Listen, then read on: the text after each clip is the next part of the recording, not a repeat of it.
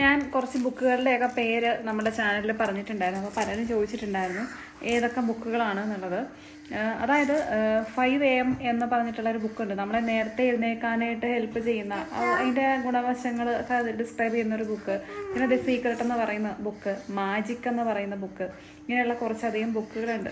അപ്പോൾ ഇതെല്ലാം ഒരുമിച്ച് വാങ്ങിക്കേണ്ട. ചിലപ്പോൾ ഇത് ഞാൻ ഈ പറഞ്ഞ ബുക്കുകളൊക്കെ തന്നെ കോംബോ ഓഫറിലൊക്കെ വരും.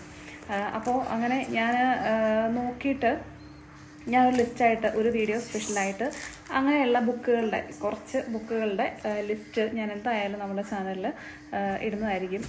അങ്ങനെ വലിയ റേറ്റ് ഒന്നുമില്ല കേട്ടോ, അഫോർഡബിൾ ആയിട്ടുള്ള റേറ്റുകളാണ്.